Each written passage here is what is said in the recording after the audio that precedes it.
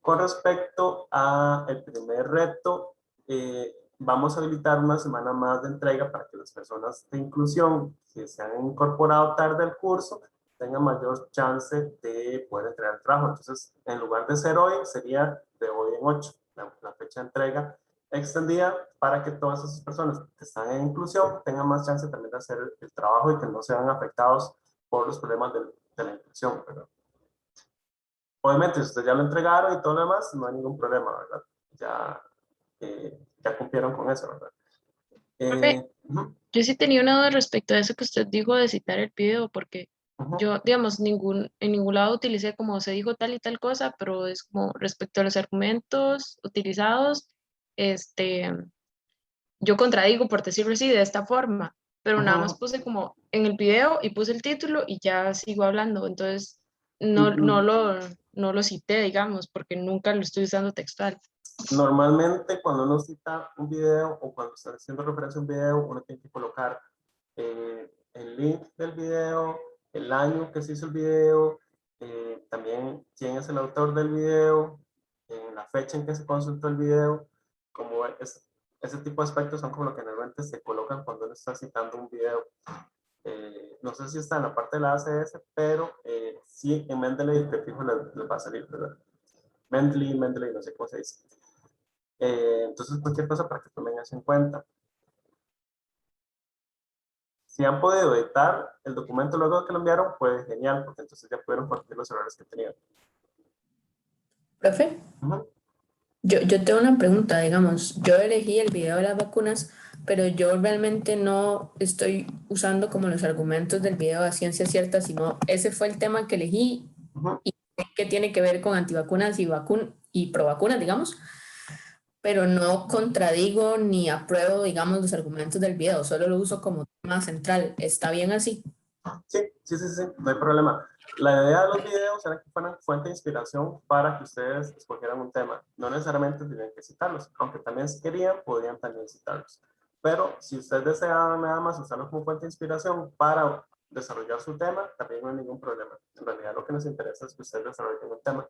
No necesariamente tiene que ser afirmando o contradiciendo el video, sino que puede ser derivado de o que se inspiraron en ese video para. Entonces no hay ningún problema. Ok, perfecto, profe, gracias. Y otra consulta, con las citas de ¿cuál es? ¿Cómo es digamos, no es APA, es CS, ¿verdad? ACS, sí. Ajá, estos llevan, digamos, a la hora de hacer la bibliografía como algún tipo de sangría al inicio o algo similar. Es que nunca lo había usado y no lo encuentro en el folletote que nos habían pasado. Eh, Normalmente el formato ACS, bueno, mi recomendación sería o que se queden con lo que dice el folleto o que descarguen Mendeley y entonces Mendeley usted nada más escoge ahí el tipo de formato que puede ser, por ejemplo, ese mismo que le están pidiendo ahí y se lo va a hacer de forma automática. Esa es una posibilidad. En el documento dice, de hecho, al inicio creo que hay 3 formas de hacer las citas. Entonces, si las hace uno por número, Uh-huh. me imagino que ordena en la bibliografía numéricamente, o si las hace por apellido Exactamente. y año, también Uh-huh. lo hace de esa manera en la bibliografía. Yo personalmente siempre prefiero hacerlo por número, entonces que vaya apareciendo por números y entonces en la bibliografía lo que va apareciendo son viñetas, con las viñetas de números, digamos. Eso es como para mí es la forma más fácil que existe en realidad para citar desde mi punto de vista. Pero también si tienen esas posibilidades, ustedes pueden escoger entre esas que están ahí. Ok, perfecto, gracias, profe. Con mucho gusto. Ok, no sé, entonces, si gustan, podemos empezar entonces con la clase de hoy. Si usted no cita con... bueno, dice, profe, perdón, se me cortó un poco. Para citar un texto, en texto del video, ¿cuál es el formato? O si usa una cita con superíndice, está bien. Normalmente el video se cita igual como se citaría un texto, nada más que lo que lleva requisitos son otras cosas. Normalmente es año que se publicó el video, el link del video, tiene información sobre quién hace el video, cuándo se consultó el video y cosas por el estilo. O sea, no, obviamente no llevar páginas ni nada de eso. Entonces, Eso es lo que tendrían que buscar en este caso, cómo se cita el video. Pero sí se utilizó igual un superíndice a la referencia, que va a ir en la bibliografía y ahí va citado como el video en sí, digamos, pero con esos otros parámetros que se utiliza para videos.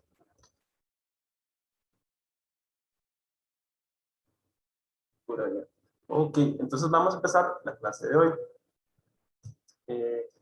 La clase pasada ya habíamos estado hablando un montón sobre los procesos de medición y cómo se realiza eso en química analítica, ¿verdad? Y vimos también si hago una medición, cuáles errores pueden estar asociados y un montón de aspectos de este tipo.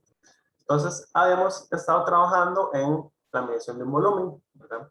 Yo había estado trabajando con este volumen que está acá, únicamente en la parte morada, ¿verdad? Y cada uno de ustedes también había estado trabajando en la casa midiéndolo con una regla. Entonces, lo que me gustaría es, primero que todo, que continuemos esa actividad. La clase pasada habíamos medido más o menos 3 réplicas de la altura y como unas 3 réplicas del diámetro. Entonces, lo que me gustaría es que para que continuemos con esas mediciones, que colectemos alrededor todos unas 5 mediciones correspondientes. Yo volví a hacer las mediciones porque si recuerdan la vez pasada yo había cometido un error en una de las alturas, entonces decidí volver a medir todo de nuevo. Entonces yo ya lo tengo por acá, los datos míos, que son estos de acá. Voy a compartir porque creo que no los estoy compartiendo. Entonces, acá ya tengo mis mediciones. Entonces lo que quería era como darles chance a ustedes un momentito para que vayan haciendo sus mediciones respectivas de los volúmenes que ustedes tenían. No sé si todos trajeron su volumen, su regla. Podemos darle como unos, no sé, como unos, tal vez unos 5 minutitos, mucho. Llegamos hasta la 1:19. Hagamos unas 5 repeticiones del diámetro y de la altura para tener como bastantes datillos. Entonces serían 5 del diámetro, 5 de la altura, del volumen que tengan. Voy a necesito traer agua, que se me olvidó traer agua hoy.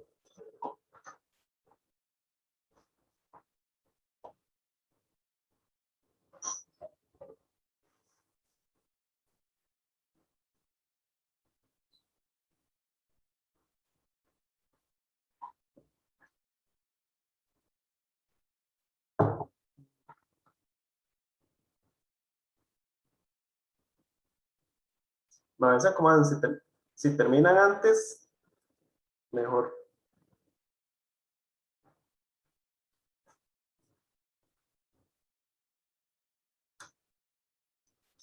Entonces, recordemos que estas misiones que estamos haciendo hoy, más que todo, nos vamos a centrar en el tema de incertidumbres.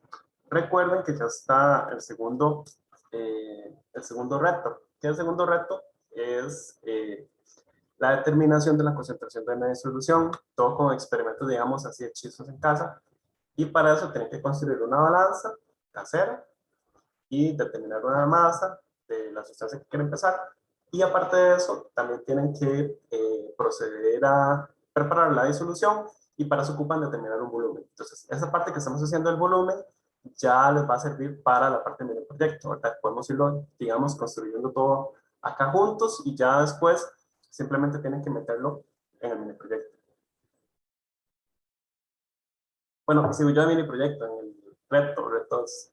Es que este año le cambiamos los nombres, entonces ya se me hizo un enredo. ¿Cuántos les faltan? ¿Por cuántos van ya? Yo llevo 4. Yo llevo 3. ¿Cómo se saca el diámetro? Pues idealmente habría que usar ¿cómo se llama el nombre formal? Es que ahorita, como este pie de rey, pero ¿cómo es que Vernier. Un vernier.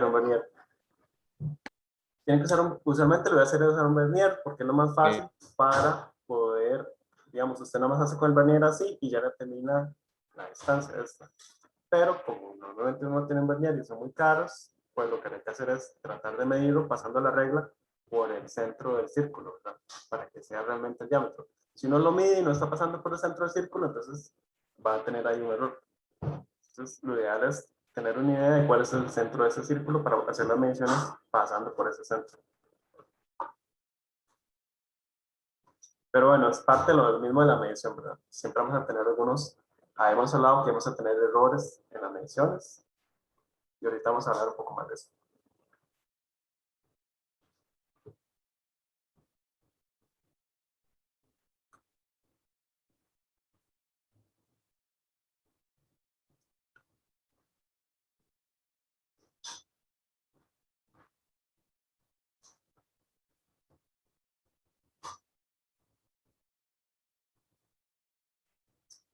Entonces, no sé si ya terminaron. Acuérdense de tener una idea cómo miden su regla también, ¿verdad? Tienen que ver cuánto es la mitad de la menor división. Entonces, si su regla mide, ajá, pero primero, antes de calcular el volumen, la clase pasada hemos dicho que antes de calcular el volumen, entonces lo que vamos a hacer es tomar el promedio de mis valores de diámetro y de altura. Entonces, voy a tomar el promedio de estos datos. Entonces, si ya tienen sus datos, saquen el promedio del diámetro y el promedio de la altura.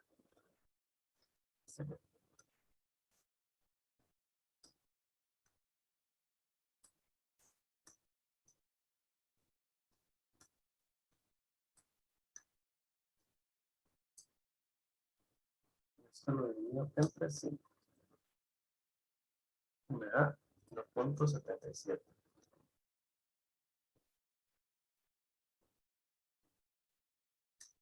Son 3.05.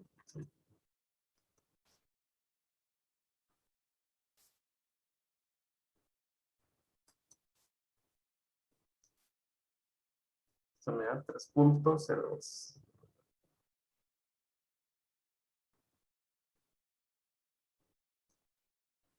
Entonces, teniendo los promedios, ya con estos datos de los promedios, podemos proceder a calcular cuánto es el volumen.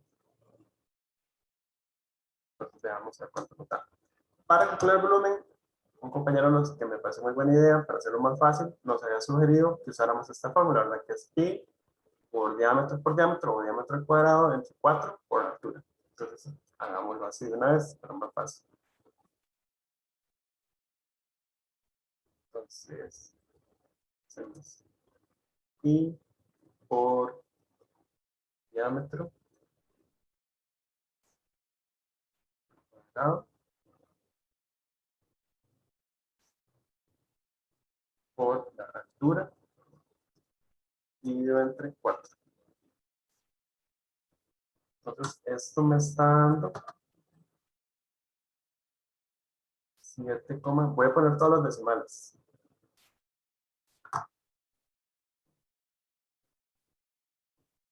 Me da 7,430933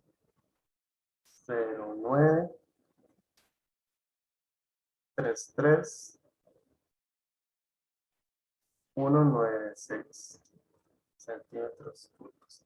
Más adelante vamos a volver a este valor, porque de momento no sabemos cuántos decimales tenemos que poner. Hasta acá me siguen todos, sí. Ya todos determinaron el volumen. Todos y todas. Sí, profe. Sí, perfecto. ¿Alguien falta por ahí? Yo estoy calculando apenas el volumen. Profe, yo no entendí. ¿Qué parte? ¿Quién me habló? Alejandro. Sí, profe, ¿cómo saco el volumen? ¿Los hago con los promedios? Con los promedios, exactamente.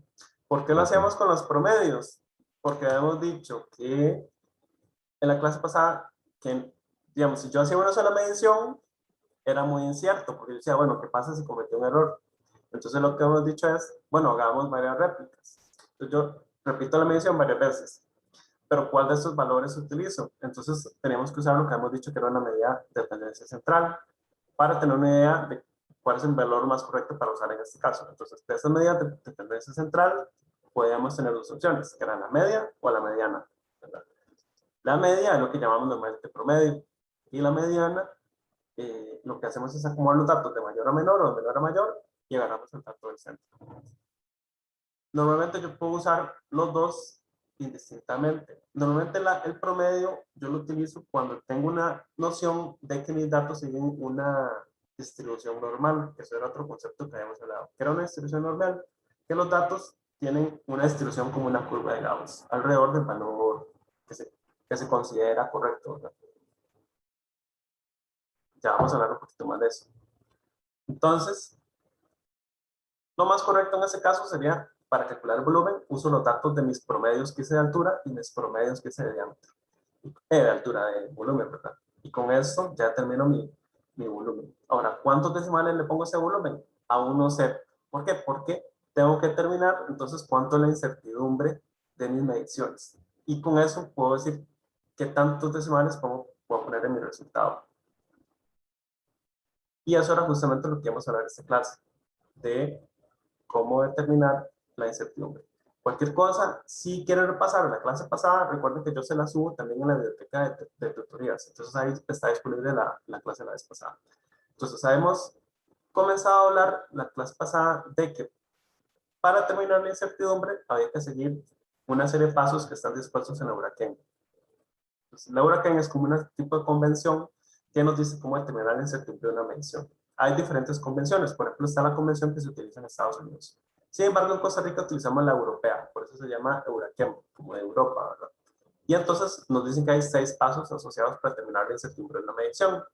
La primera es definir el mensurando. Y el mensurando va a ser básicamente la ecuación de lo que quiero calcular, ¿verdad? En este caso, habíamos dicho que es el volumen. Entonces yo tengo que determinar cuál es la fórmula que estoy usando para determinar ese volumen. Entonces dijimos que era pi por diámetro por altura dividido entre 4. Esa es la fórmula que estamos utilizando. Entonces, esta sería la fórmula del mensurando. Entonces, la fórmula del mensurando lo que me permite es identificar cuáles son las variables que me están afectando la incertidumbre en mi medición. Entonces, ¿qué estoy midiendo yo? Diámetros y alturas, ¿verdad? En este caso, pi sería una constante y 4 también sería un número exacto, ¿verdad? Entonces, eso nos lleva al segundo paso. El segundo paso es definir las fuentes y organizarlas. Entonces, en esto lo que usualmente hace uno es crear lo que se llama un diagrama de pescado. Entonces, ¿qué hago en ese diagrama de pescado? Digamos que la columna vertebral de ese pescado va a ser mi mensurando, que es el volumen, ¿verdad? Y yo voy tomando cada una de las espinas, o sea, cada una de las contribuciones. Entonces, tengo diámetro, tengo de nuevo diámetro, ¿verdad? Según esta fórmula, y tengo altura, ¿verdad? Entonces, esas son mis fuentes de incertidumbre. Ahora, cada una de esas fuentes de incertidumbre normalmente tiene contribuciones. Pero esto que sí te encender la luz que está muy oscuro por acá.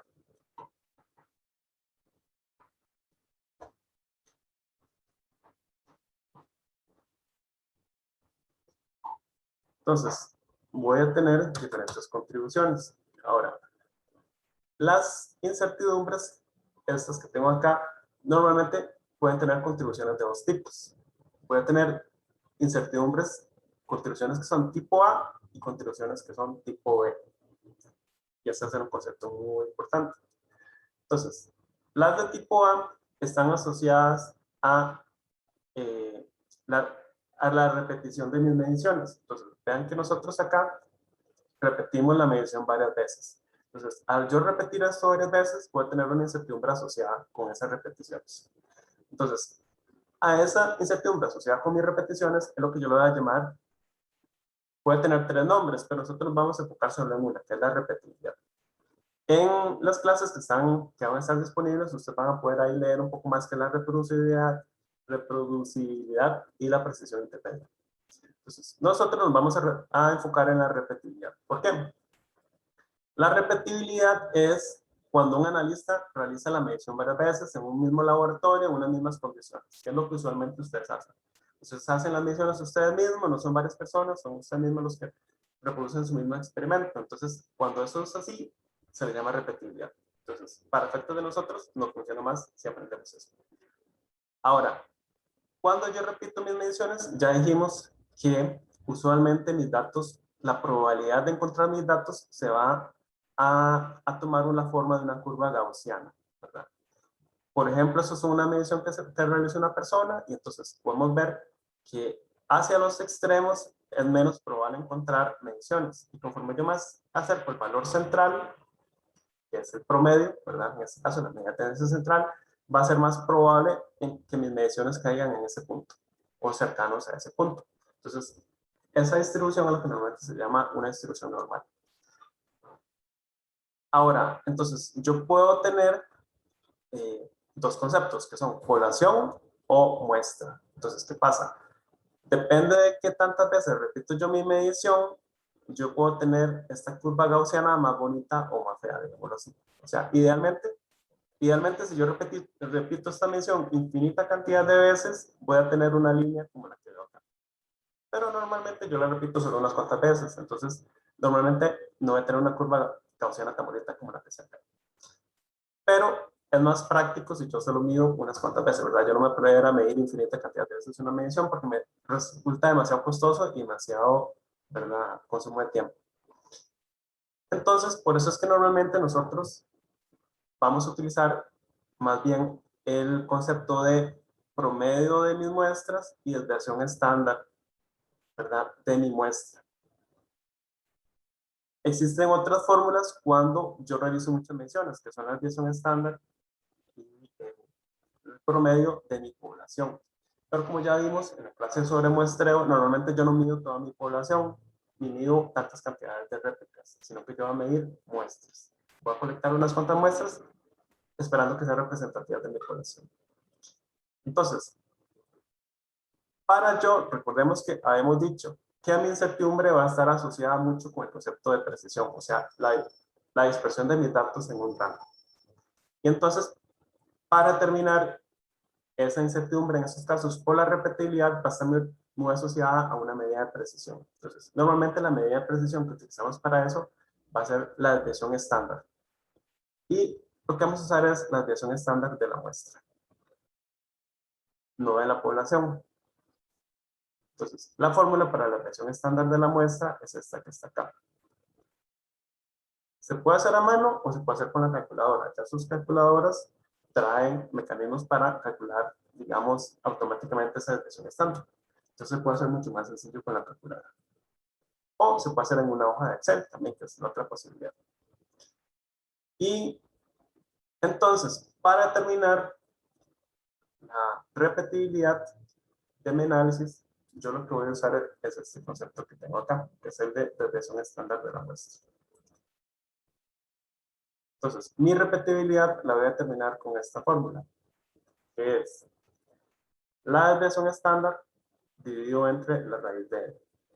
¿Qué va a ser la raíz de n? Va a ser la raíz de el número de réplicas, ¿verdad? N es el número de réplicas. Aquí dice, Steven levantó la mano. ¿Qué pasó, Steven? Bueno, profe, ¿cuál es la diferencia entre la desviación estándar de la muestra y la desviación de la media en el caso de lo que calculan? Ok, la desviación estándar de la muestra, digamos, es un concepto más general de la distribución de los datos, pero la desviación estándar de la media está acotada por el número de réplicas que usted realizó. Entonces, en realidad, la precisión esto lo que me indica es que qué tan preciso es un análisis también va a depender de qué tantas réplicas realiza usted. Entre más réplicas realiza, va a tener mejor precisión, una mejor idea de su precisión. Pero va a aumentar con la raíz de n, o sea, no va a aumentar tanto. En un inicio, si yo me tomo la cantidad de réplicas, voy a tener una mejor precisión, pero conforme voy aumentando, ya no mejora tanto mi precisión. Más o menos esa es un poco la idea. Entonces, lo que quiere decir esto es que mi precisión va a estar acotada y mi incertidumbre en este caso, por repetibilidad, va a estar acotada por qué tanto repetí o qué tantas repeticiones hice. Entonces, yo tengo que valorar en ese caso qué tantas repeticiones me conviene hacer, porque yo puedo mejorar mi precisión un poquito, pero no la puedo mejorar tanto porque varía con la gente, ¿verdad? Entonces, Ok, entonces para observar lo que viene siendo la cifra incierta sería con la de la media. para mi terminación de la repetibilidad de mi análisis, yo lo que voy a usar es la desviación estándar de la media. ¿Qué quiere decir la desviación estándar de la media? Porque, de hecho la palabra lo dice, nosotros para determinar la medida de tendencia central, en este caso, utilizamos la media, ¿verdad? Entonces, la desviación estándar de la media lo que me va a decir es qué tanto se desvían mis datos con respecto a esa media que yo medí, o sea, que esa media que yo determiné. Entonces, por eso es que para la repetibilidad lo que voy a utilizar es la desviación estándar de la media, que es esta fórmula que tenemos acá. Entonces, básicamente yo termino mi desviación estándar y la divido entre la raíz del número de repliques. Entonces, podemos hacer eso con las mediciones que nosotros hicimos. Entonces, para que quede más claro, vamos a venir con los datos que tenemos acá. Pero yo lo voy a pasar a una hoja de Excel mejor. Si gustan, pueden también ir copiando sus datos en una hoja de Excel.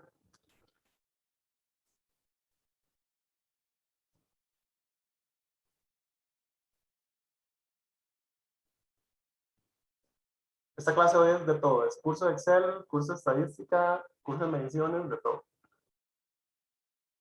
Profe, una pregunta. Yo en lugar de usar la media, podría estar usando la mediana, ¿no? Podría estar usando la mediana. Ajá. Pero si uno usa la mediana, ya no es correcto utilizar la versión estándar de la media. Si yo uso la media, debería usar la versión estándar de la media como medida de repetibilidad. Y si uso la mediana, ¿qué hago? Puedo utilizar otra medida de precisión diferente. Hay otras que ustedes pueden encontrar, de hecho, en las clases que están subidas en una de las lecturas. Por ejemplo, la S robusta. Si buscan en las lecturas, ahí están esas otras medidas de precisión también.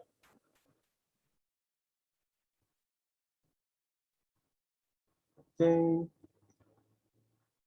Vamos a ir copiando los datos. Entonces, 1.80, 1.80. Voy a darle sacar compartir pantalla a esto.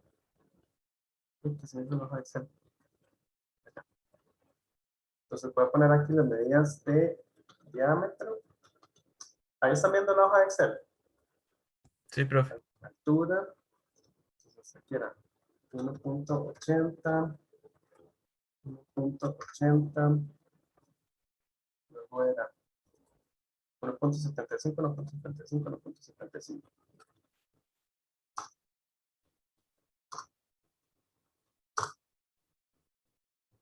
Y luego de la altura es 3.05 y al final 3.05. 3, 3, 3, 3.05.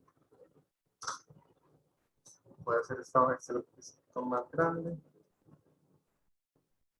Entonces, por ejemplo, yo puedo aquí de una vez calcular el promedio. Entonces sería promedio. Y escojo los valores. ¿Se están familiarizados cómo calcular esto en Excel? Si lo han hecho en otros cursos. Sí, profe. Perfecto. Entonces, acá tendríamos los valores de promedio. Ahora vamos a calcular la desviación estándar. Entonces venimos y buscamos desviación estándar. Perfecto. Entonces, escojo acá los datos. Y acá tengo mi desviación estándar.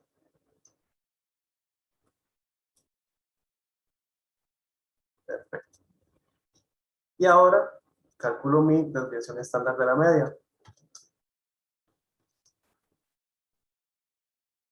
¿Cómo hago para calcular la desviación estándar de la media? Entonces, este valor que tenía acá, lo divido entre raíz de n. Entonces eran 5 mediciones. Entonces pongo raíz de 5. Y hago lo mismo con los otros datos. Entonces, ¿qué es esta desviación estándar de la media? Habíamos dicho, es una medición de mi. Sería una medición de mi. Precisión. De mi precisión, pero a la vez, digamos, es mi dimensión de repetibilidad. La repetibilidad, que es un tipo de incertidumbre, ¿de qué tipo? Tipo A. Es tipo A. Entonces ya tengo eso calculado. Súper bien. Eso ya es mi primera parte de mi determinación de la incertidumbre. Que por cierto, en Estados Unidos solo hacen esto y ya, nada más.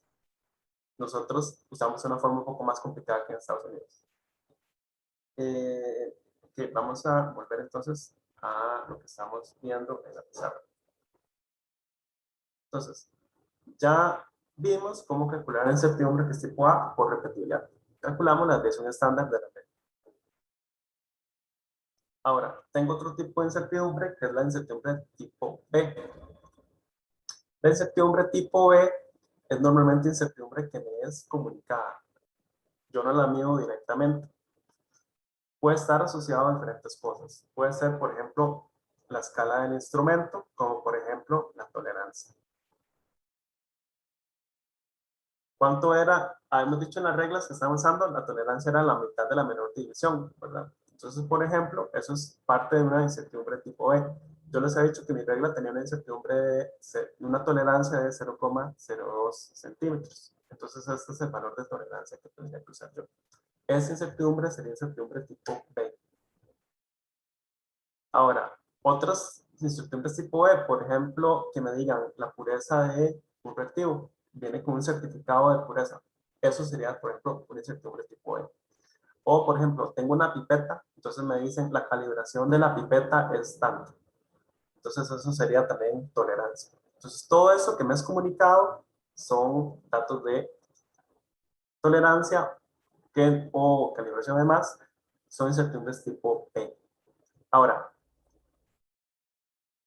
esas tolerancias no están en unidades de desviación estándar, sino que yo normalmente tengo que convertirlas a desviaciones estándar. Recordemos que acá, en la repetibilidad, yo la calculé como la desviación estándar de la media, o sea que es una desviación estándar. Estas medidas de repetibilidad que son de tipo B no están en desviación estándar. Yo tengo que convertirlas a desviaciones estándar. Para hacer esa conversión, yo tengo que asumir que los datos siguen algún tipo de distribución. Entonces, eso es lo que a veces usamos para hacer esa conversión. Entonces, yo puedo asumir o me pueden comunicar que mis datos siguen una distribución normal o que mi instrumento sigue esa distribución normal. O que, por ejemplo, me pueden decir que la incertidumbre que se reporta está con un 95% de certeza. Entonces, en esos casos, normalmente se refieren a que es a una distribución de tipo normal. Si a mí no me dan información de nada del instrumento, ¿verdad? No tengo ninguna información adicional, yo puedo siempre asumir que la distribución de mis datos es rectangular. ¿Qué quiere decir una distribución rectangular? Lo que estoy asumiendo es que todos los valores tienen la misma probabilidad. O sea, que si yo mido un valor, no sé, por ejemplo, lo que nosotros vimos, 3,0, yo puedo asumir que en ese rango de tolerancia tengo la misma probabilidad de que todos esos valores existan. Entonces, esta distribución rectangular se utiliza cuando no tengo mucha información.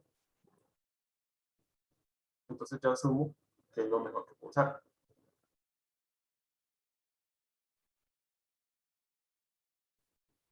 El último tipo de distribución, esta que está acá abajo, normalmente no lo usamos en este curso, es la distribución triangular. La distribución triangular lo que quiere decir es que cuando yo hago una medición, es más probable encontrar los valores en el centro que los valores en los extremos, pero que sigue digamos, es lineal, no es como en el caso de la distribución normal, sino que es como un triángulo. Esta distribución triangular normalmente se utiliza para la tolerancia de aparatos volumétricos.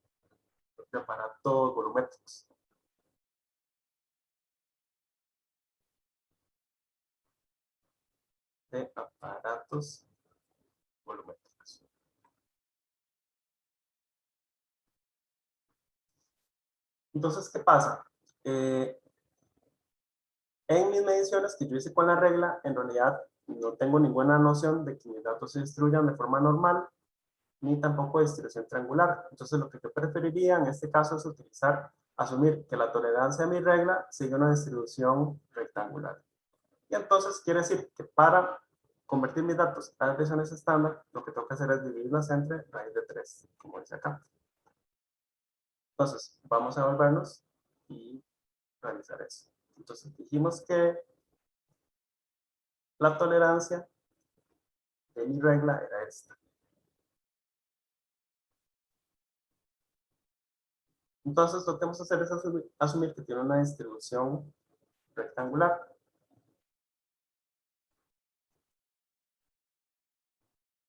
Y entonces, pues, esa incertidumbre asociada a mi regla, lo que va a hacer es 0,02 dividido entre raíz de 3. ¿Cuánto nos da? 0,02 dividido entre raíz de 3. Profe, y en la fórmula que se usa para, digamos, para convertir a desviación estándar, pero cuando la distribución es gaussiana, ¿qué son esas dos variables? La U y la K. La distribución, Ajá. esa sería mi incertidumbre que yo tenga, digamos, que me diga. Por ejemplo, me dicen, la regla tiene una distribución normal y con una tolerancia de 0,02. Entonces yo acá pongo, en lugar de la U, pondría 0,02. Y acá de K yo tendría que poner mi intervalo, dependiendo de mi intervalo de confianza, tendría que poner ciertos valores. Entonces, esos valores los tengo por acá abajo. Entonces, sí, ahorita eso lo vamos a hablar de más detalle. Yo puedo usar de valor de K1, que equivale a un 68% de confianza, 2, que equivale a un 95% de confianza, o 3, que equivale a un 99,7% de confianza. Entonces, dependiendo del valor que me digan, o sea, me dicen, la distribución es normal con un 95% de confianza. Entonces, para convertirlo, tengo que dividirlo entre 2. Me dicen, la distribución es normal con un 68% de confianza, lo tengo que dividir entre 1. Y si me Es dicen, como el factor de cobertura, digamos, entonces. es exactamente el mismo concepto. Ahorita vamos a devolvernos a eso porque en realidad las dos cosas están relacionadas porque siempre estamos hablando de distribución normal también. Ok, gracias. Con mucho gusto. Entonces, esta sería mi tolerancia ya convertida a desviación estándar de la regla. Lo vi dentro de raíz de 3, asumiendo una distribución rectangular, y me queda esto en centímetros. Entonces, revisemos cuáles son los componentes otra vez que tenía en mi diagrama de pescado. Entonces, habíamos dicho que tengo componentes de repetibilidad y de tolerancia. Otra vez, acá también es lo mismo, ¿verdad? Repetibilidad y tolerancia. Acá tengo repetibilidad y también tengo tolerancia. Entonces, yo ya tengo una idea de cuáles son esos valores, porque ya calculé las desviaciones estándar respectivas y las tolerancias es la misma para todos, porque es con la misma regla. Entonces, ya tengo mis valores y ya los tengo cuantificados y pasados a sus respectivas desviaciones estándar, ¿verdad?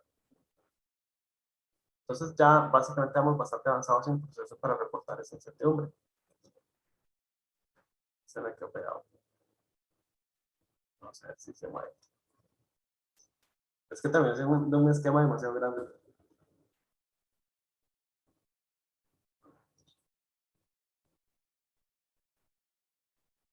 Pero sí.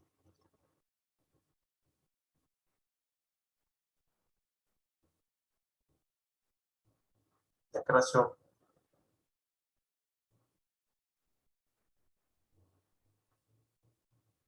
Voy a cerrar un toquecito y ya lo vuelvo a ver.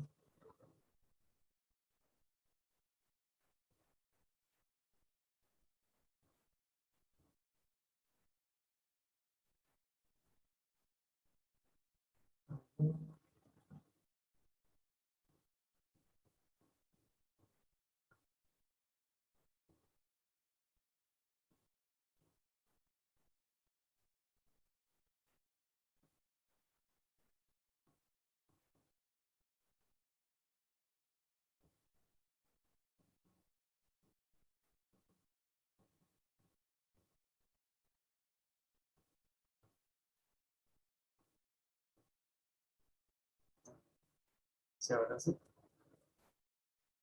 Ok, ya ahora sí. Ok, entonces, básicamente, tenemos ahora que combinar esos componentes que estamos hablando hace rato.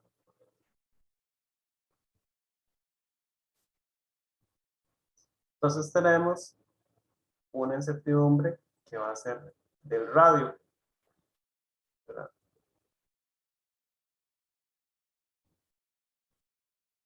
Que por un lado va a tener tolerancia, ¿verdad? Y puede tener también repetibilidad.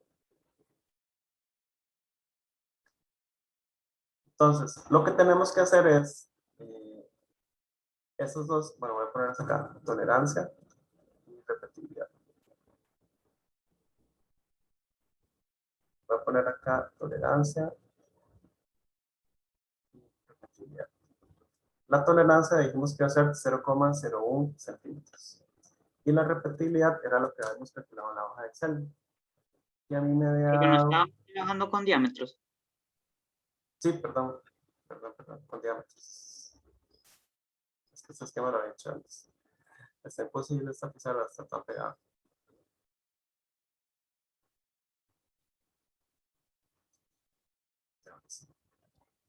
Pongamos diámetro.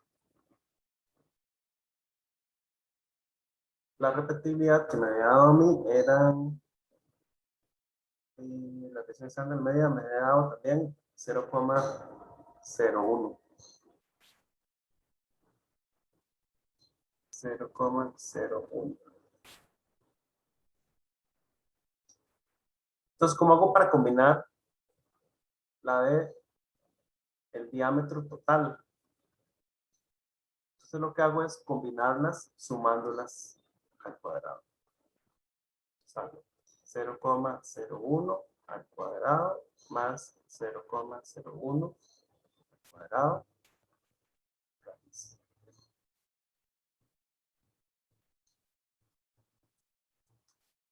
Profe, Ujú. una pregunta, ¿por qué era que la tolerancia era 0,01? Porque la regla mía, lo mínimo que medía era 0,5 milímetros. Y sería la mitad de eso. Yo tenía. Mi regla mide como mínimo 0,05 milímetros. Entonces la tolerancia era la mitad de la menor división, o sea, 0,0. Mentira, 0,09. Lo mínimo que mide es 0,5 milímetros. Mi regla. Entonces la mitad de 0,5 es 0,25 milímetros. Que esto es igual a 0,025 centímetros. Sin embargo, lo habíamos cortado solo a un decimal. Entonces me quedaba 0,02. Era la tolerancia. Y después dijimos que para convertir la desviación estándar había que dividirlo entre raíz de 3. Entonces 0,02 dividido entre raíz de 3 es igual a 0,01. Y entonces de acá sale mi parte de tolerancia.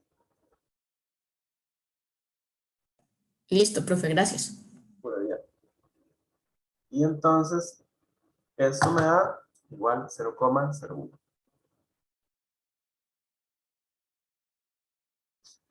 Eso para el diámetro. Ahora, para... Voy a quitar esto acá porque ya lo hicimos. Vamos a hacer la tolerancia para la altura. Entonces, la tolerancia para la altura era lo mismo, 0,01 centímetros. Y la repetibilidad para la altura, que me había dado también 0,01. Entonces, la U de la altura total va a ser igual a 0,01 al cuadrado más 0,01 al cuadrado raíz de esto. Que igual otra vez me da 0,01 centímetros. Profe, ¿cómo era ¿Qué era mu rep HA? Bueno, la repetibilidad de la altura. De la ¿qué? altura, ajá. Ok. Y esta sería la tolerancia a la altura. Tengo la tolerancia y la repetibilidad. Entonces las combino sumándolas al cuadrado. Profe, la repetibilidad la sacó de lo que resultó de Excel, ¿verdad? De lo de Excel, exactamente. Entonces, ¿Qué sí, comando utilizó para sacar la desviación estándar de la nave? Es que me perdí la ecuación, no, el comando que utilizó en Excel para sacar la desviación estándar de la nave. lo que hice fue sacar la versión estándar y después lo que hago es dividirlo entre la raíz del número de réplicas. Entonces sería la raíz de 5. Ok, genial, muchísimas gracias. Con mucho gusto. Entonces vean que de la altura era igual a 0,01. Vean que siempre me simplifico y solo pongo con una cifra nada más en el sentido. ¿Por qué? Porque los demás dígitos de por sí son inciertos. Entonces, con solo poner uno ya es suficiente. Ahora, entonces, ya sé cuál es mi incertidumbre total para el diámetro y cuál es mi incertidumbre total para la altura. Ya están ahí disponibles. Entonces, ahora el siguiente paso es la combinación de los componentes. Entonces, si ustedes revisan la clase sobre desviaciones estándar, hay ciertas reglas. Entonces, se debe seguir ciertas reglas para sumas y restas o multiplicaciones y divisiones. Profe, Ujú. ¿deberíamos estar viendo la pizarra o Excel? Es que estamos viendo Excel. Ok, ya sabes, debería estar viendo la pizarra. Gracias. ¿Qué pasa? Ahí ya está viendo la pizarra. Sí. Ok, perfecto. Entonces, se deben seguir ciertas reglas para sumas y restas o multiplicaciones y divisiones. Esto lo pueden encontrar también en las clases de esta semana. Entonces, para sumas y restas, entonces, digamos que yo tengo una suma y resta como está acá. Y entonces tengo las magnitudes con sus desviaciones estándar, como se muestra acá. Entonces, la fórmula sería que la desviación estándar sería la suma de los cuadrados, como lo que acabamos de hacer, ¿verdad? Entonces, yo nada más sumo al cuadrado esas desviaciones, raíz de eso, y yo obtengo la incertidumbre combinada, digamos, de esta suma.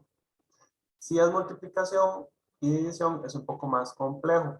Entonces, yo voy a tener, por ejemplo, un valor, una multiplicación con una división, A por B entre C, y cada una de esas tiene una incertidumbre asociada.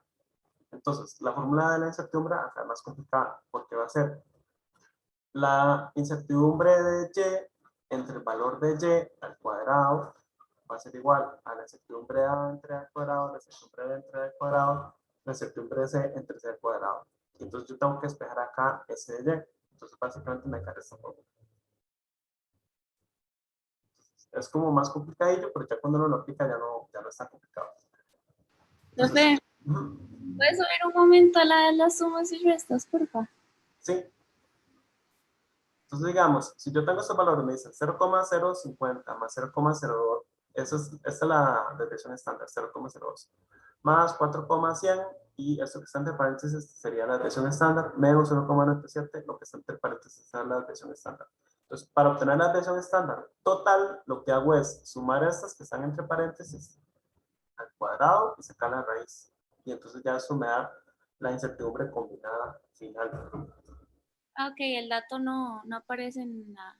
El dato, usted lo que hace nada más es hacer la resta común y corriente, ¿verdad? La suma con la resta. Aquí me queda, por ejemplo, 2,630. Entonces, yo calculo cuánto es la incertidumbre. Es la incertidumbre de la suma y resta. Me da 0,054. Entonces, quiere decir que yo solo puedo reportar hasta el segundo decimal. Entonces, por eso yo debería reportar como 2,63. Porque el primer dígito incierto está en el segundo decimal, que sería el 5. Entonces, por eso, con eso ya yo sé cómo reportar los decimales. Pero ya lo vamos a ver con el caso específico de nuestros datos, para que sea más familiar, digamos. Entonces, ¿cómo hacemos? Recuerden que entonces, para nuestro dato de volumen, tenemos lo siguiente. El volumen que va a ser igual a pi, que en este caso pi no tiene, lo vamos a tomar como una constante, por el valor del diámetro, que en mi caso era, bueno, voy a apuntarlo ahora, por diámetro, por altura, entre 4. Entonces, esto sería igual a pi entre 4 por mi diámetro era,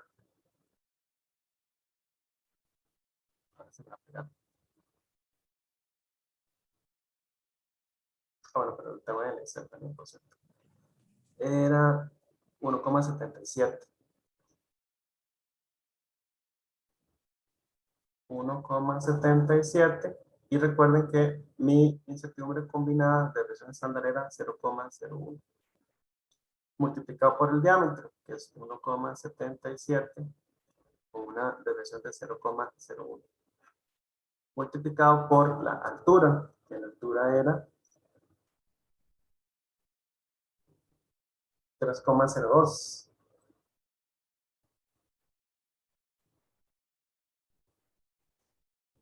Steven tiene una pregunta. Sí o sí. Sí, profe, es que no me quedó muy claro lo último que hicimos sobre las incertidumbres totales.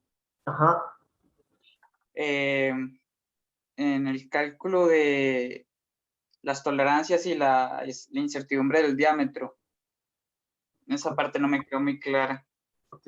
Vamos a resolverlo. Se me mueve todo. Entonces vamos a revisar.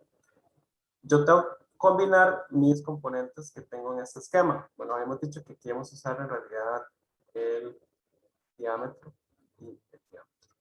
Entonces, este diámetro tiene una componente que era tolerancia y repetibilidad. Este diámetro tiene otros dos componentes, con tolerancia y repetibilidad. Y la altura tiene tolerancia y repetibilidad también. Entonces, ¿qué hago yo? Reduzco todas a que sean desviaciones estándar. La repetibilidad la calculé como la desviación estándar de la media. La tolerancia, lo que hice para convertir la desviación estándar es dividirlo entre raíz de 3. Ahora, una vez que yo tengo estas componentes calculadas, lo que hago es combinarlas. ¿Cómo las combino? Lo que hago es sumarlas al cuadrado y sacarle de raíz. Y entonces, de esa forma, ya tengo mi incertidumbre combinada para el diámetro y para la altura correspondiente. Entonces, Profe, eso se haría en todos los casos, o sea, en todos los cálculos cuando tenga varias variables de incertidumbre. Exactamente, yo tengo que combinarlas todas entre ellas. Y las combino de esta forma que está acá. Exactamente. Y es que me confundí cuando habló sobre incertidumbres combinadas. Yo pensaba, ¿en qué momento sacamos eso? Pero bueno, muchas gracias. Están combinadas acá, exactamente. Estoy combinando, ya aquí en estos valores están combinadas la tolerancia y la repetibilidad para ambos. Y con eso ya yo sé cuánto es la incertidumbre en mi medición de diámetro y en mi medición de altura. Ok, entonces ya, eso ya lo sé. Esto me quedó aquí escrito aquí arriba, entonces voy a volver a escribirlo aquí abajo. 1,77 era el diámetro con 0,01 de incertidumbre, multiplicado por 1,77, que tiene 0,01 de incertidumbre, multiplicado por la altura, que eran 3,02,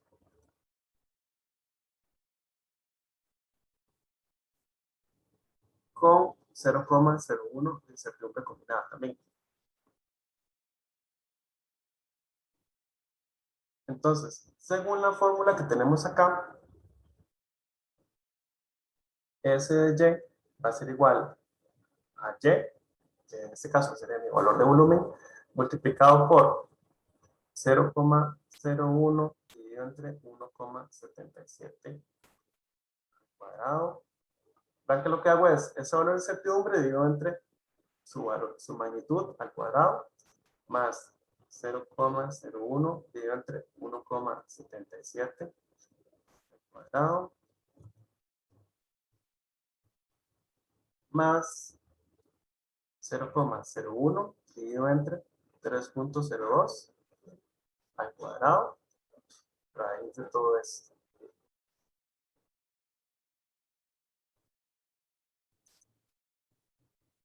Entonces, hagamos este cálculo, me da 0,01, vayan haciéndolo para las mediciones suyas, ¿verdad? También.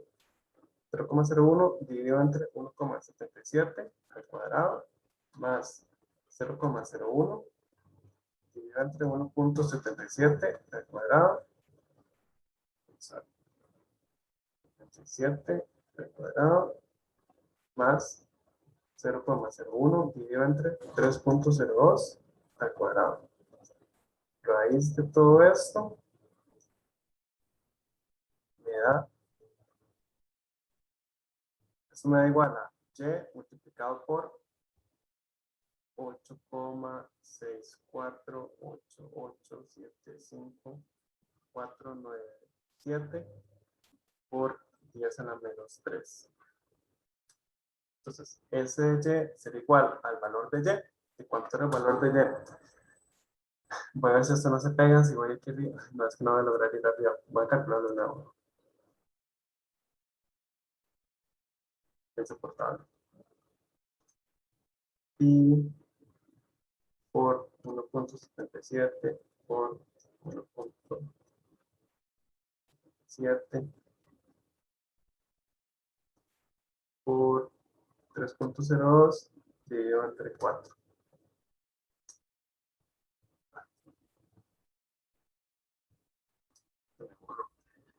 Y por 1.77 cuadrado por 3.02 dividido entre 4. Eso me da 7.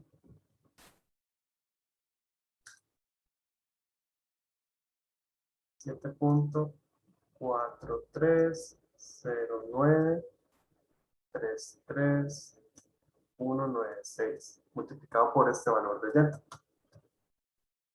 Vean que todavía no le he quitado decimales para no tratar de evitar comerme decimales. Multiplicado por 8.64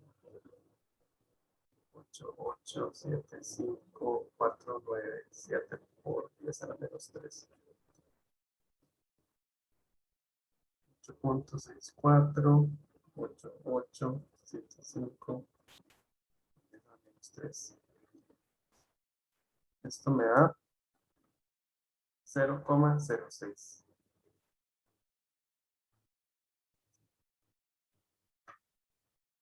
Entonces, esta sería la incertidumbre combinada. ¿Qué unidades tendría esta incertidumbre? Primero que todo, que tenemos acá.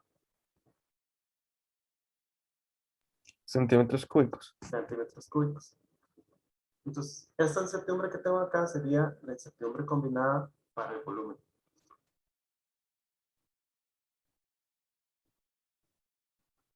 Combinada para el volumen. Entonces, vean que ya logramos. ¿Qué hicimos? En resumen, identificamos los fuentes de incertidumbre para cada uno de los componentes. Tenemos diámetro y tenemos altura. El diámetro lo tomamos en cuenta 2 veces porque estábamos multiplicando diámetro por diámetro. Entonces tenemos que tomar en cuenta 2 veces. Ahora, cada uno de estos componentes tengo que calcular qué es lo que contribuye para esa incertidumbre total en cada uno de los componentes. Entonces dijimos que para el diámetro, tanto para el diámetro como para la altura, había 2 componentes. Era la repetibilidad y la tolerancia a la regla.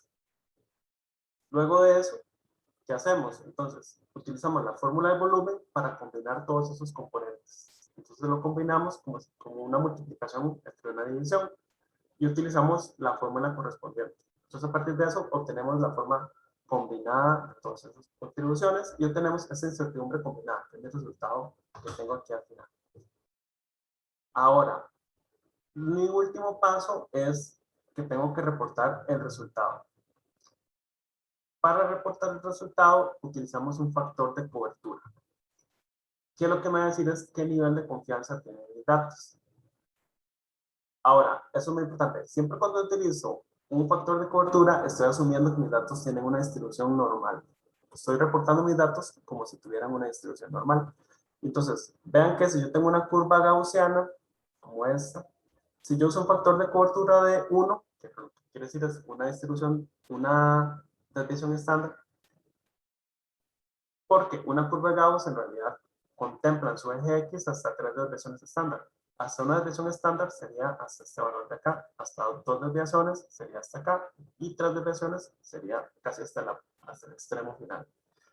Entonces, ¿qué quiere decir esto? Que si yo uso un factor de cobertura de 1, voy a tomar en cuenta esta área que está en azul como más vibrante. Ese es el rango de datos que estoy contemplando. Entonces, yo voy a tener una certeza del 68% de que mi valor está dentro de esos datos.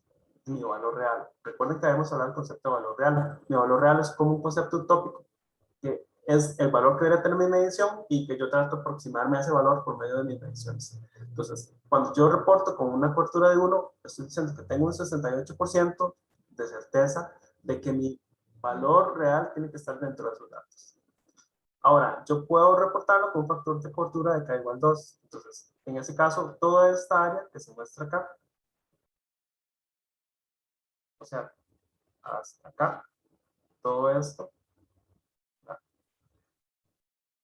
yo estoy diciendo que tengo toda la certeza de hasta un 95% de confianza que mis datos se encuentran, mi dato real se encuentra dentro de sus valores. Eso es lo que estoy queriendo decir. Lo más típico que nosotros utilizamos en el curso es un factor de cobertura de k igual 2 para 95% de confianza. Entonces, básicamente, para reportar mis datos, lo que yo digo es que mi incertidumbre va a ser igual a la incertidumbre combinada que yo calculé, multiplicado por ese factor de cobertura que va a ser igual a 2. Entonces, volviendo a mis datos que yo calculé hace rato, yo tenía 0,06 de incertidumbre. Entonces, la incertidumbre que yo reporto será igual a 2 multiplicado por 0,06 centímetros cúbicos. Entonces sería 0,2 centímetros cúbicos. Esto lo voy a revolver a una cifra. Entonces va a ser 0,1 centímetro cúbico. Entonces, ¿cómo reporto mi dato final? Profe, perdón, ¿por qué redondeo una cifra? Porque el 1 es el primer dígito incierto. Entonces quiere decir que el 2 es todavía más incierto. Entonces, en realidad no tiene sentido que lo reporte, porque ya con solo una cifra incierta ya más que suficiente, digamos. Entonces, para todas las incertidumbres que yo calcule, digamos, después de todo este procedimiento, elimino la última cifra siempre. La incertidumbre combinada se reporta, la incertidumbre expandida, ¿verdad? Que eso es lo que estamos calculando aquí. A eso se le llama la incertidumbre expandida. Se reporta solo con una cifra. Ah, ok, listo, gracias. Esa es la incertidumbre expandida. En una consulta, ¿por qué la K es 2 en este caso? Porque lo que queremos es, y eso es lo que hacemos en el curso siempre, reportar los datos a un 95% de nivel de confianza. O sea, lo que yo estoy diciendo es que yo tengo un 95% de confianza de que mi valor de volumen está en este rango de datos que yo le estoy dando. Ya ahorita vamos a hablar, ya ahorita les enseño exactamente a qué me refiero con esto. ¿Cuánto era lo que me da mi valor de volumen? 7, ¿qué? Ya no puedo verlo, se quedó pegado eso otra vez. Tengo que borrarle todo para que se pegue, pero quiero terminar primero. ¿Alguien se acuerda cuánto era mi valor de volumen? Aquí se ya le veremos. Mi valor era 7,43. Entonces, mi volumen sería 7,43 centímetros cúbicos. Ahora, vean que mi dígito, mi incertidumbre expandida es 0,1. Entonces, quiere decir que yo solo puedo reportar hasta el valor de 4. Entonces, ¿cómo reporto yo mi valor? Yo digo 7,4 más menos 0,1 centímetros cúbicos. Y ahorita le doy la palabra a Paula. 7,4 menos 1 centímetros cúbicos con un nivel de confianza del 95%.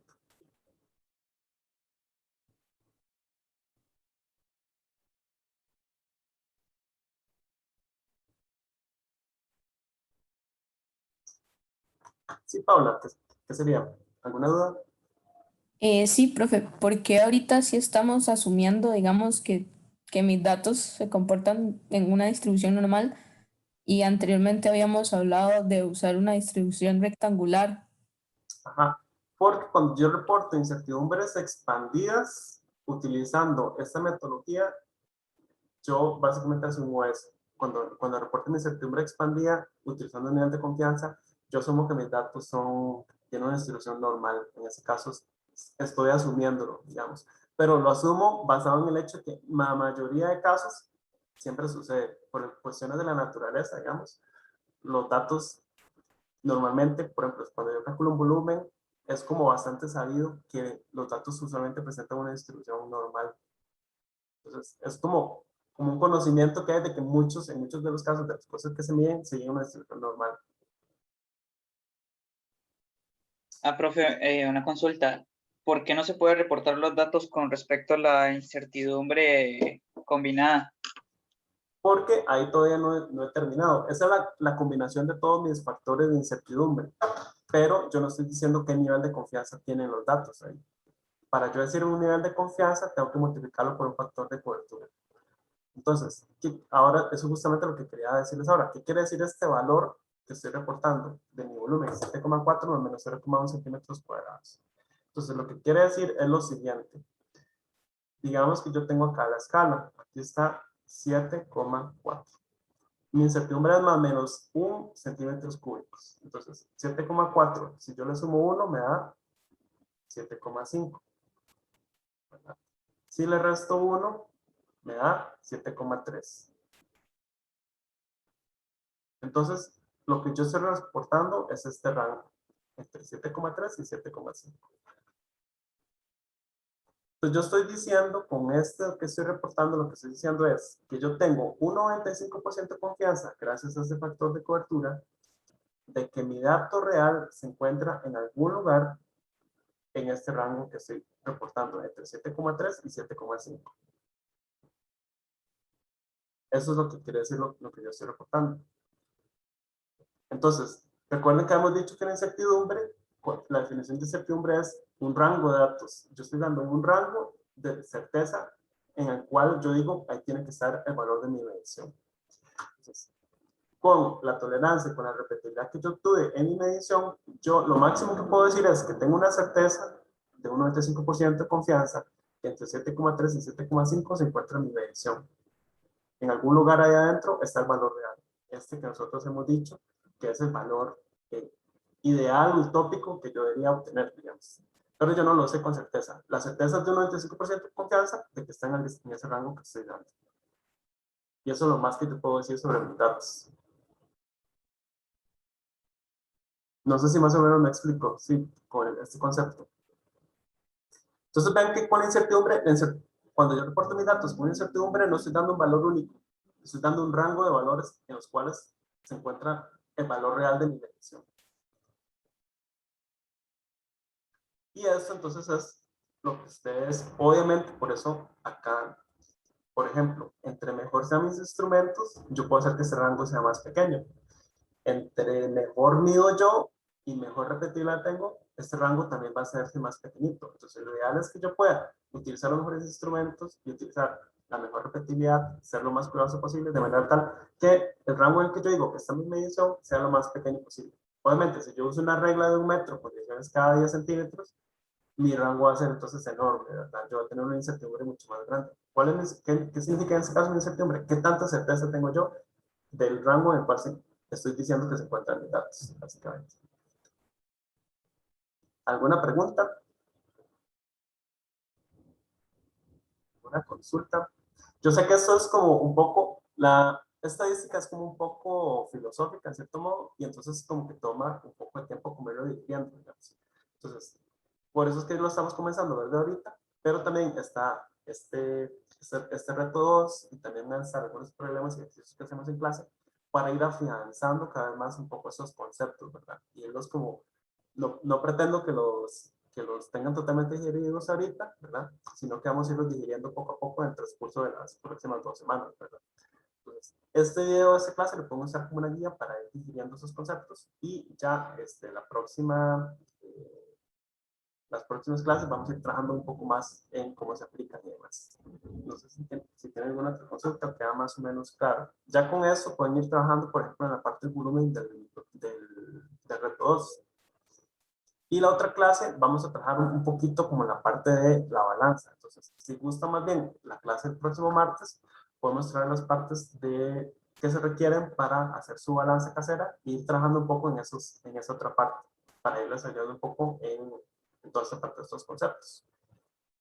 Y no sé si tienen alguna otra duda. Una compañera de ustedes me había mandado unas dudas de unos problemas. Entonces, si gustan, si no, si alguien quiere quedarse, podemos también trabajar como en ejercicios, cualquier cosa. ¿Alguna consulta? ¿Verdad que esta semana no hay práctica como la semana pasada? No resolví. Todavía no están habilitadas. Hay una práctica, pero aún no está habilitada. Después de la otra semana, cuando esta clase que yo les di hoy está un poquito adelantada, porque es como un adelanto a lo que viene la otra semana. Pero prefería hablarlo ahorita como para ir dándoles un preámbulo para que más o menos puedan leerlo, digamos, más de forma más provechosa la próxima semana, como con un poquito ya de conocimiento previo. Ahí van a ver videos donde todo esto está explicado con mucho más detalle. Entonces pueden, cualquier duda que les haya quedado, podemos seguir aclarando la próxima semana.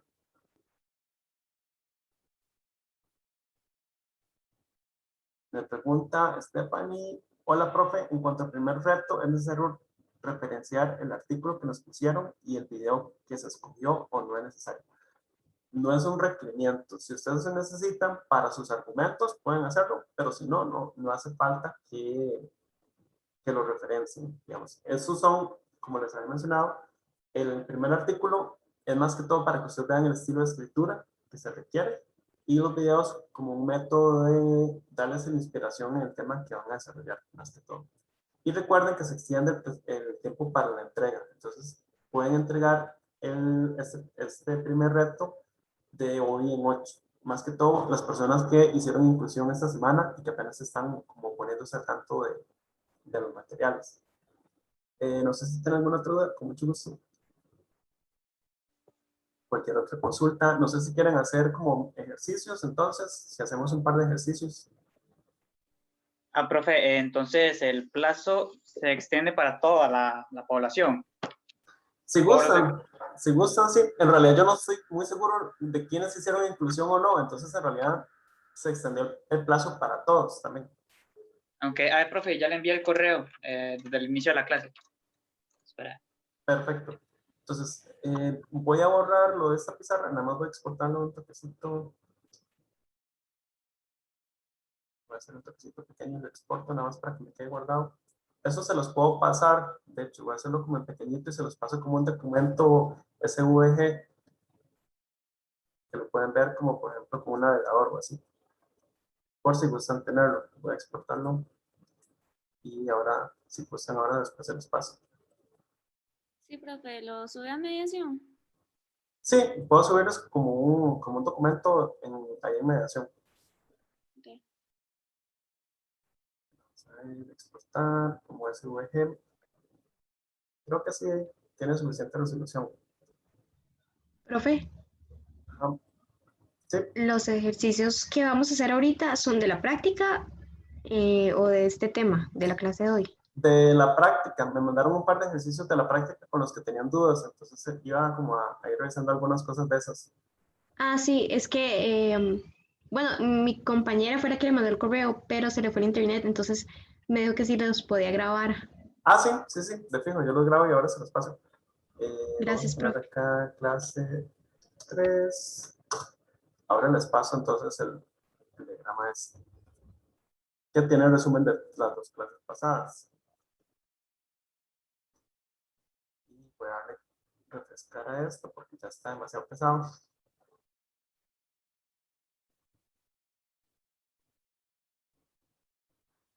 Sí, ya vi que esta pizarra no es muy ágil con tanta cosa. Creo que le estoy pidiendo más de la cuenta.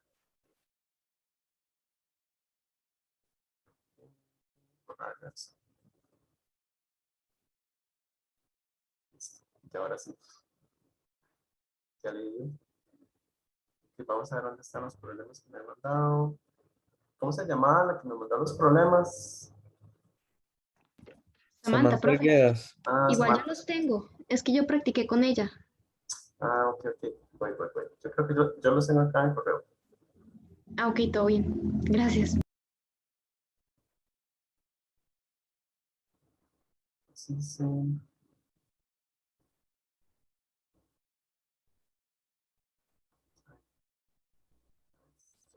Samantha.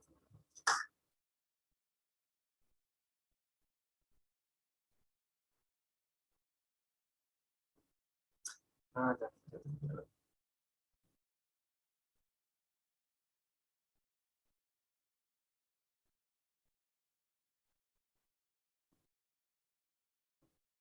Ya.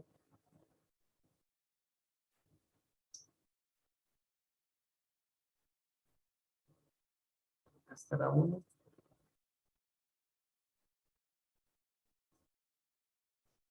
Y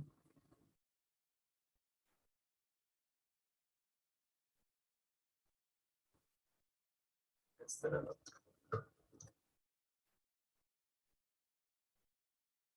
Entonces son ejercicios, básicamente preparación de disoluciones. Están preguntando. Sí, compartiendo las pisadas. Sí. Perfecto. Entonces, dice, para preparar una disolución se mide en balanza analítica 2,80-50 gramos de acetato de sodio, el 99,5% de pureza. Se disuelve en ácido en un beaker y se trabaja con tratamiento en balón de 500 mililitros y se apura. Perdón. Para la disolución anterior, calcule la composición en ion sodio expresada en miligramos por litro, el número de iones de acetato que hay en 100 mililitros de solución. Entonces, ¿qué hacemos primero?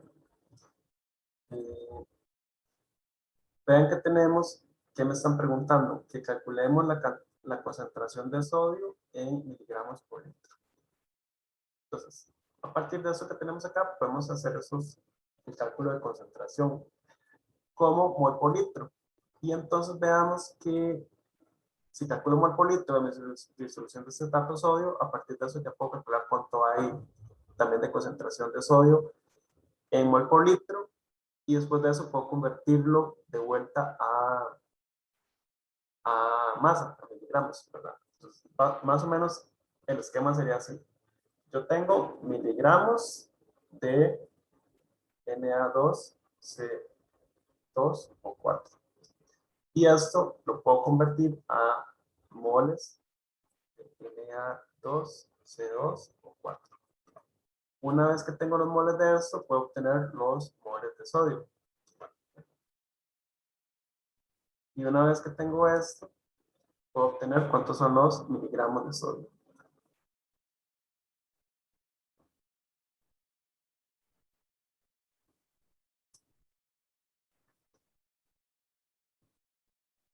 ¿Sí?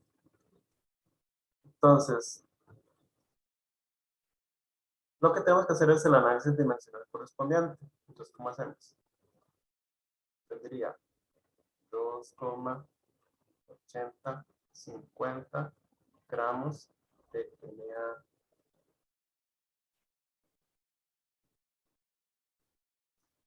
Un toquecito nada más para ver qué será lo que está haciendo que mi computadora está tan...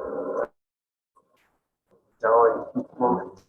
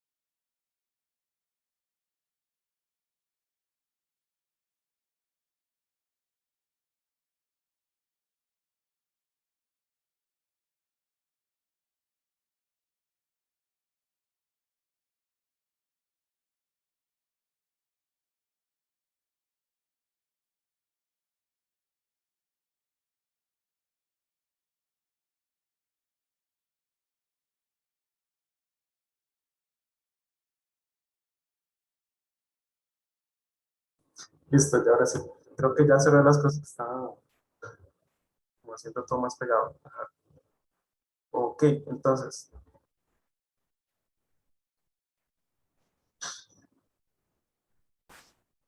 Wow, sí, es que o sea para borrar esto. Bueno, déjalo ahí para mientras. Entonces, tenía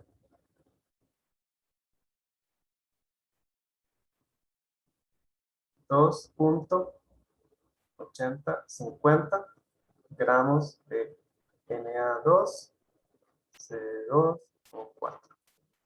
Pero eso tiene una pureza. Entonces tengo que multiplicarlo por 0,995. Y acá ya entonces tendría la masa efectiva, digamos. Entonces, esto, disolución, se disuelve si atraviesa un balón de 500 mililitros. Entonces, esto lo divido entre 0,5000 litros. Ahora, lo tengo que convertir estos gramos a moles. Entonces, ¿qué hago? Entonces yo digo, un mol de Na2CO4 contiene 134.00 gramos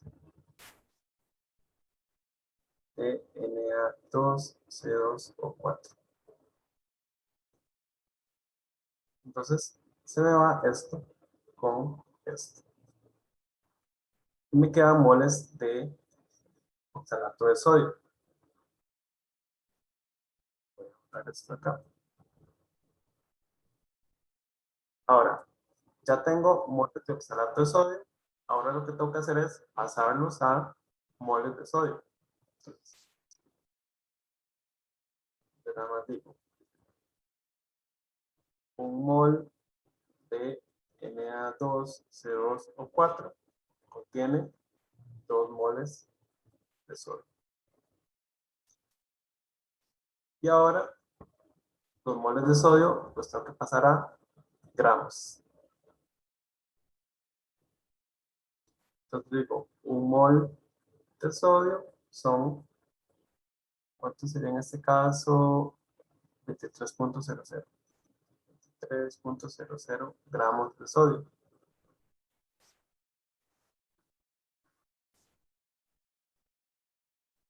Y finalmente, vean que me estaban pidiendo la concentración en miligramos. Entonces yo digo, un gramo son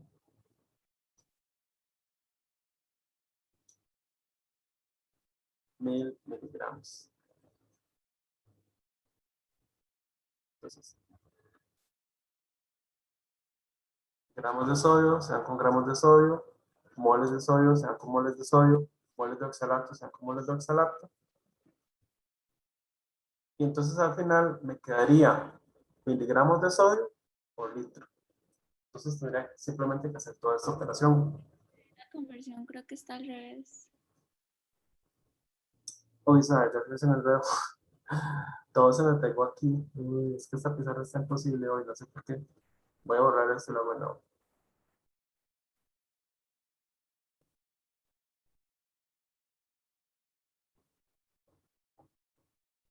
Sí. Tengo 2 moles de sodio y un mol de oxalato de sodio. Entonces hago un mol de sodio son 23.00 gramos de sodio. Y luego digo, un gramo de sodio son 1000 miligramos de sodio.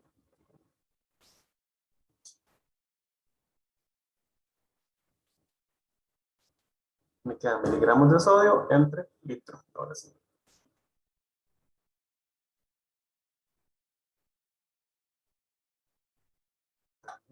Entonces, sería 2.8050 por 0.995 por 2 por 23 por 1000 dividido entre 0,5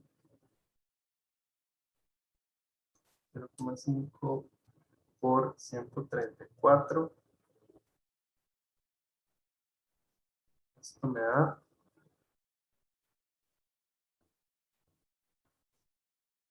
1916,19. 1791 gramos de sodio por litro. Ahora, hay que revisar las cifras significativas. Entonces, esto acá tenía 5 cifras, esto tenía 3, esto tenía 4, esto tenía 5, esto tenía 4. Entonces quiere decir que lo que tenía menos era la pureza. Quiere decir que mi resultado era tener 3 cifras. Entonces, ¿cómo hago? Entonces lo que hago es decir que esto es igual a 1,92 por 10 a la 3 gramos por litro de sodio.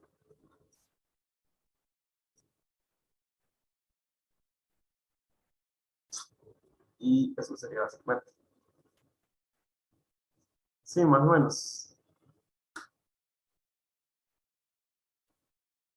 Profe, Ajá. bueno, yo creo que fue el que pregunté eso, Ajá. pero yo principalmente tenía dudas con la B, que eran los iones del oxalato. El número de iones de oxalato que hay en 100 mililitros de solución. En ese caso sería utilizando el número de Avogadro, ¿verdad? Entonces, básicamente sería lo mismo. O sea, convierto, ¿qué tendré que hacer? Calculo la concentración de oxalato en mol por litro, ¿verdad? Siguiendo un factor de conversión parecido a este. Y luego lo multiplico por 100 mililitros, ¿verdad? Para saber cuántos moles tengo en 100 mililitros. Y esos moles, esos moles los tengo que multiplicar por el número de Avogadro para saber cuánto sería el número de moles, el número de iones, pues, en sí.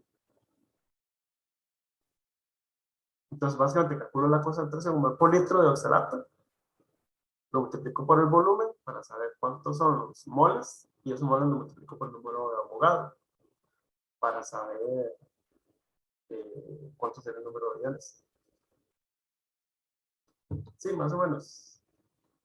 No sé qué Sí, intentaste profe. vos hacer, si lo hiciste así. Lo intenté con el número de Avogadro, pero o sea, no me estaba dando, entonces concentración por el número de Avogadro, ese sí. Tendría que calcular, sería así, digamos. Tienes que calcular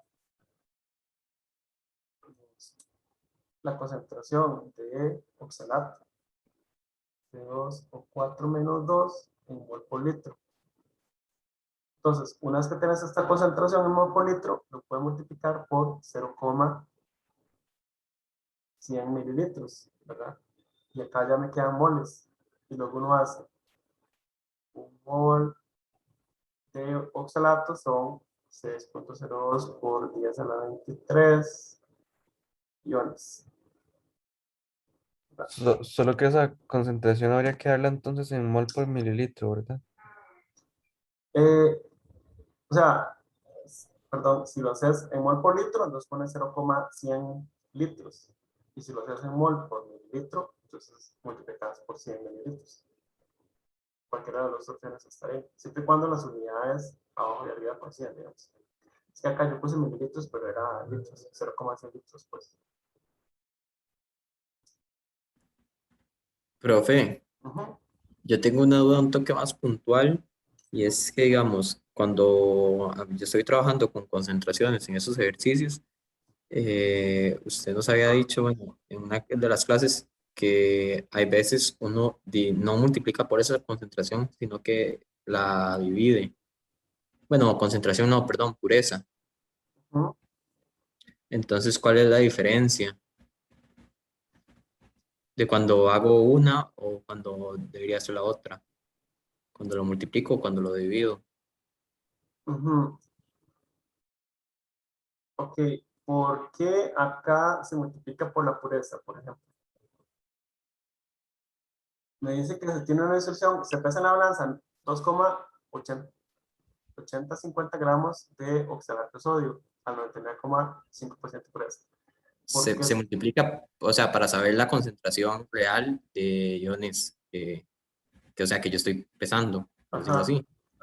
Entonces, en la clase pasada les había hablado de un factor de conversión que era,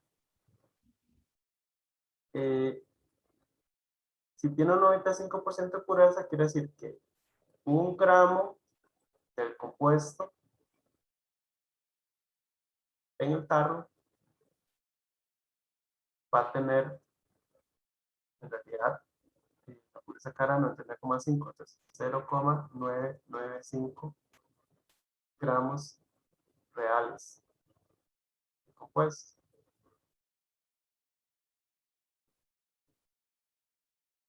Este porcentaje de pureza, eso es lo que quiere decir, que si yo tomo 1 gramo de compuesto del tarro, voy a tener 0,995 gramos reales de compuesto. Entonces, por ejemplo, si me dicen, se pesó en balanza analítica 2,8050 gramos de compuesto. Eso sería lo que yo cogí del tarro, ¿verdad? Porque yo estoy pesando en la balanza analítica a partir del tarro. Entonces yo nada más aplico este factor de conversión. Yo digo, 1 gramo de compuesto del tarro son 0,995 gramos reales de compuesto. Y por eso es que se multiplica. En este caso. Si en otro caso se divide, es por este mismo factor de conversión. Entonces, yo lo tengo que ver como lo que está en el tarro y lo que es gramos reales de compuesto, ¿verdad? Basados en esa pureza. Una forma de verlo es con este factor de conversión. Y me parece que es como la forma más sencilla para que no se confuse. Más o menos. Ok, sí, no, o sea, digamos, sería nada más leer bien el ejercicio y ver en qué me lo están pidiendo. Exactamente. Ok, gracias, profe. Con mucho gusto. Profe, Sí. si tuviera 2 gramos del compuesto, ¿tendría los mismos gramos reales? Si tuviera 2 gramos del compuesto, nada más sería como lo que se multiplica acá. Estos 2 gramos de acá. Que eso es un factor de conversión en realidad. Gramos de aquí se me han puesto gramos de aquí abajo, en realidad. El factor de conversión es adimensional, al final de cuentas. Entonces, lo que importa es lo que yo ponga aquí al inicio, ¿verdad? El factor de conversión siempre es el mismo. Listo, profe, ahora ya lo agarré. Bien. ¿Qué más?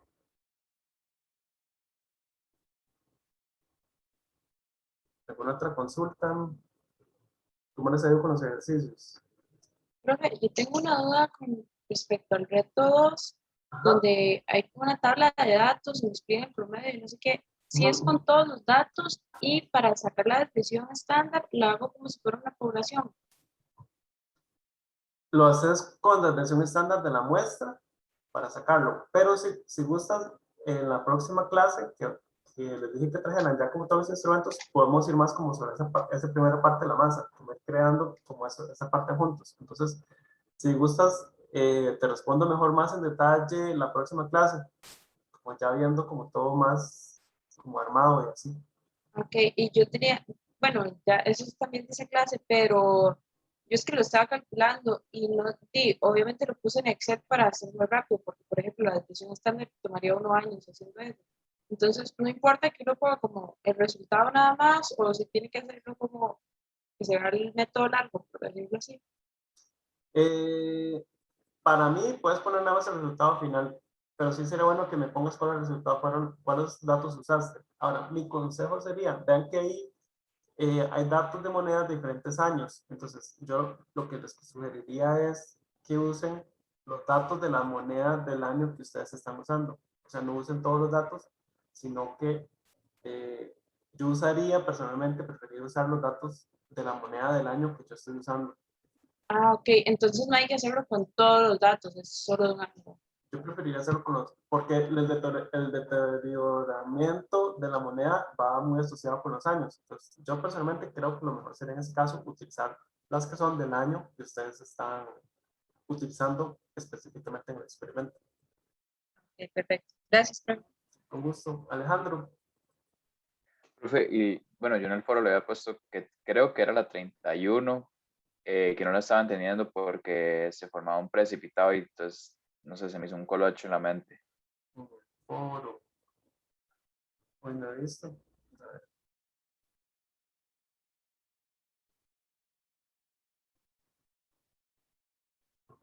general.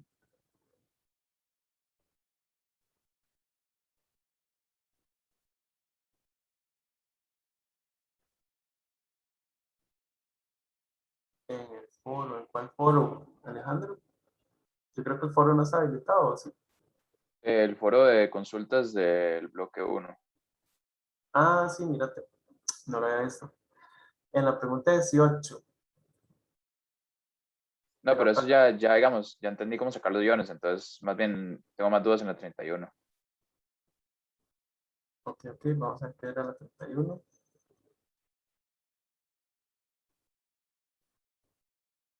Uno.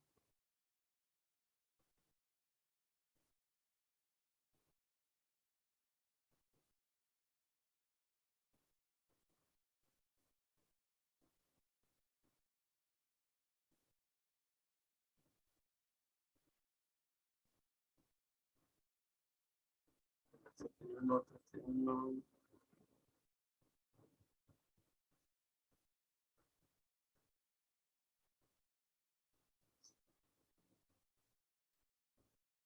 Voy a copiarlo.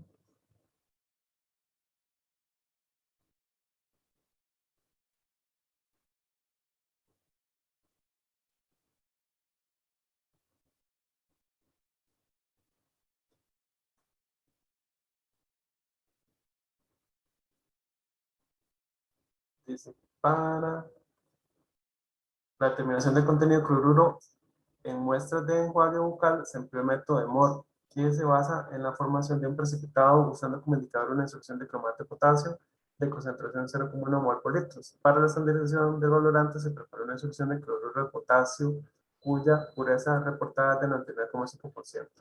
Se pesa por diferencia 0,7620 gramos de la sal en balanza analítica y se procede a disolver en la mayor cantidad de agua ionizada y se traspasa a un beaker de 500 mililitros. Se adiciona agua hasta la marca de 200 mililitros. Se homogeniza y queda lista para usar. Calcule la concentración de sustancia en la disolución de cloruro de potasio. La descripción y cristalería empleada es correcta. Explique. Ajá, entonces, ¿cuál era la duda ahí en específico, Alejandro?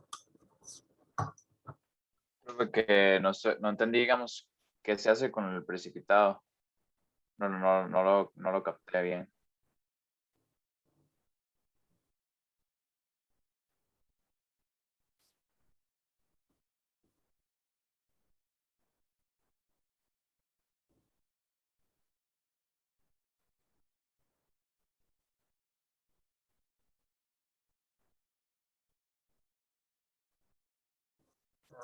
Para la determinación del contenido de cloruro en muestras de enjuague bucal se empleó el método de Moore, que se basa en la formación de precipitado usando como indicador una disolución de cromato de potasio.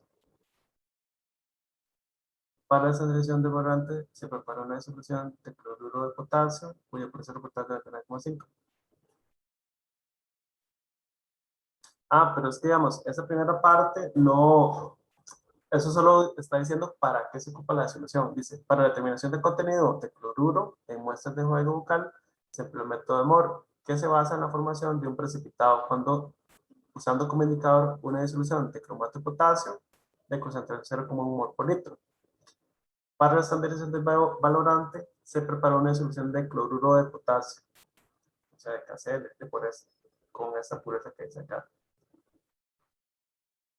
Se pasa por diferencia estos gramos de la sal en balanza analítica y se procede a disolver en la menor cantidad de agua ionizada y se traspasa a un beaker de 500 mililitros. Se adiciona agua hasta la marca de 200 mililitros y se homogeniza y queda lista para usar.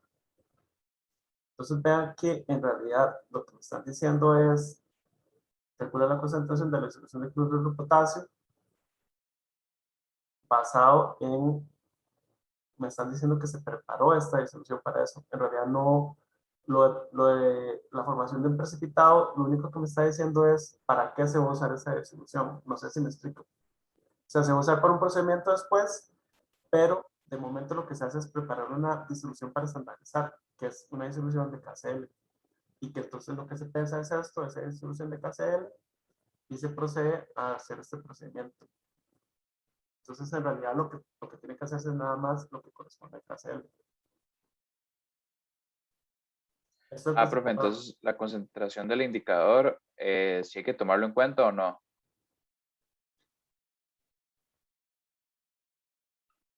No, porque una disolución de cromato de potasio de concentración 0,1 mol por litro. Para la estandarización de valorante se propone una disolución de cloruro de potasio.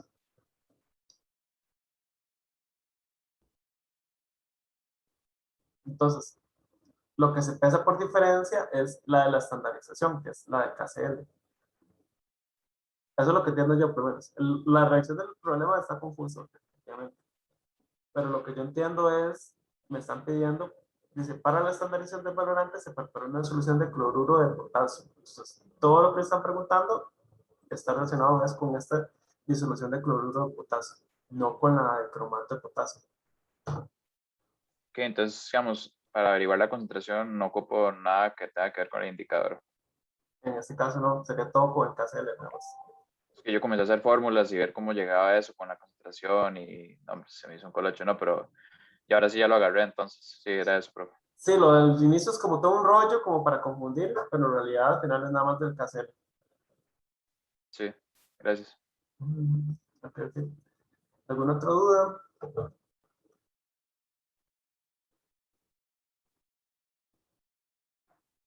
Listo. Si no, entonces lo dejamos por acá y continuaríamos entonces el próximo martes. Recuerden traer todos los materiales para hacer la parte de la balanza, entonces. Y que disfruten el fin de semana, entonces. Listo, profe, muchas Gracias, gracias. Luego, gracias. Gracias, profe. Gracias, profe. Gracias, Bueno, profe. chao. Profe, tengo una tarde.